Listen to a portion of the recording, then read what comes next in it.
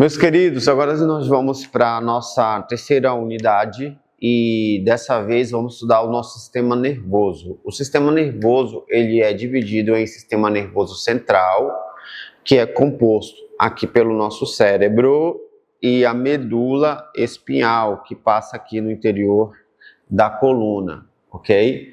Então, como o próprio nome sugere, no sistema nervoso central são processadas todas as informações.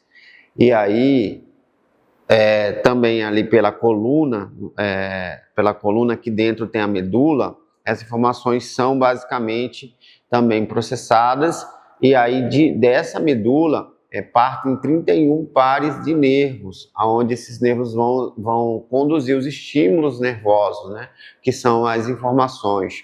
Então, pessoal, nosso sistema ele é muito importante, porque ele que vai processar todas as informações e vai favorecer essa troca de informações do meio externo para o meio interno, ok? E aí a gente tem a outra parte desse sistema nervoso, que é o chamado periférico, que é justamente formado por esses nervos que eu falei para vocês. 12 aqui na região craniana e 31 na parte mais de membros, enfim, tórax, abdômenes e outras regiões aqui dessa região do pescoço para baixo, ok? E aí, nós temos as células desse sistema nervoso. Acredito que todos já ouviram falar em neurônios. Os neurônios justamente são as células responsáveis pela condução das informações. E a gente tem ali bilhões e trilhões de neurônios dentro do nosso cérebro, e a todo momento está tendo ali troca de informações. Quando, por exemplo, um neurônio se encontra com outro neurônio, há uma troca de informações, e aí a gente tem as sinapses, que são sinais, impulsos elétricos, tá? Os neurônios têm basicamente as suas estruturas, como, por exemplo, os axônios, os dendritos, e nós temos, por exemplo, ali o que nós chamamos no axônio, por exemplo, que é uma estrutura um pouco mais longitudinal desse neurônio, que já vai comunicar, por exemplo, com o sistema muscular, com outros órgãos. Eu vou ter aí, basicamente, a terminação desses impulsos nervosos. Eu tenho aí, por exemplo, os dendritos, que são justamente as perninhas ali do corpo, da célula e do neurônio, onde os impulsos elétricos eles começam, né? Então, aí no que nós chamamos de sinapse. Então, aí vocês vão ver, por exemplo, que dentro do neurônio, nós vamos ter nessa parte mais do corpo da célula a substância cinzenta e a parte mais do axônio a substância branca, tá? Então, muito importante. E são basicamente células bem essenciais. Na verdade, são as principais células aí do nosso sistema nervoso, ok? E cabe ressaltar que esse sistema nervoso ele está dentro do que nós chamamos de calota craniana, tá? Então, o que é que nós vamos basicamente falar mais um pouco com relação aos neurônios? Eles vão ser classificados em aferentes, que são os sensitivos, os eferentes, que são os motores, e a gente vai ter basicamente os internucleais, que são basicamente de associação, ok? O que vão fazer aí justamente a conexão entre os neurônios aferentes e eferentes, tá? Cabe dizer também que esse sistema nervoso ele está protegido por o que nós chamamos de meninges, tá? Então, essas meninges, elas são importantes porque elas vão dar basicamente proteção para esse nosso sistema nervoso, e elas são chamadas de dura mater, que é a meninge mais externa. A gente vai ter a aracnoide, que é a meninge do meio, e a gente vai ter a pia mater, que é a meninge mais interna, tá? Então elas vão envolver o nosso sistema nervoso basicamente central, ok? Então, basicamente, nós vamos ter aí, com relação, exemplo, à questão da função desse sistema nervoso, vamos dizer que do sistema nervoso central, a gente tem aí, que é formado pelo encéfalo e a medula espinhal, e vai se dividir aí basicamente em tronco encefálico, que é justamente essa região aqui, onde nós vamos ter o bulbo, vamos ter a ponte e nós vamos ter o mesencéfalo, ok? E aí depois a gente tem aqui o cerebelo, que vai ter um controle motor e equilíbrio, e a gente vai ter basicamente aqui o cérebro em si, que é composto pelo diencéfalo, o tálamo, enfim, e o telencéfalo, que é justamente aqui essa parte mais superior, aqui onde a gente vai ter o córtex cerebral, tá? Então, o que a gente também precisa saber, basicamente, sobre esse sistema nervoso, né? A medula, mais uma vez falando, que está aqui no interior da coluna, e ela vai se estender do forame magno, que é aquela parte do osso occipital, que é um círculo, e aí é por ali onde vai se inserir essa medula e vai se estender até a L2, mais ou menos, tá? E aí ela justamente vai aí ter esse impacto de conduzir os impulsos entre o encéfalo e o corpo, tá? E mais uma vez ela vem dar origem nos 31 pares de nervos espinhais, tá? Então, vamos falar um pouco mais sobre basicamente as partes aqui do sistema nervoso central. Vamos falar primeiramente desse tronco aqui, que é o tronco encefálico. Ele vai controlar as funções vitais, como a respiração, os batimentos cardíacos e os reflexos, tá?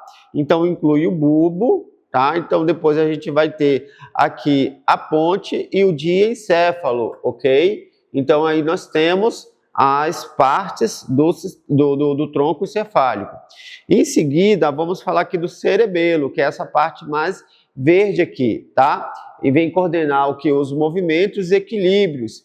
E vai basicamente situar aqui atrás do nosso tronco encefálico e abaixo do lobo occipital aqui do nosso cérebro, tá? Em seguida, nós vamos ter o diencéfalo, que é essa outra região aqui, composta pelo tálamo, o hipotálamo, o epitábulo e o subtálamo, e vai regular as funções sensoriais e autônomas do nosso corpo aí, de forma geral. E por último, a gente vai ter o telencéfalo, que é formado justamente por essa massa maior aqui, tá? E aqui junto, eles vão ser formados pelos hemisférios cerebrais, o direito e o esquerdo, que é dividido por uma fissura chamada fissura longitudinal, ok? E é também chamado córtex cerebral. E a principal área de controle motor, sensitivo e cognitivo, ok? Então aqui nós temos aí, basicamente, visivelmente para vocês, o nosso cérebro, né? Ou encéfalo, ou córtex cerebral. Aí, o que acontece? Com relação, por exemplo, às partes anatômicas, a gente diz aqui, ó, que aqui é a parte frontal, a parte parietal, a parte occipital, temporal e a parte occipital. A gente consegue ver aqui giros, tá? Que são essas dobraduras, e a gente consegue ver os sulcos. E aqui, internamente, por exemplo, a gente vai perceber algumas outras estruturas.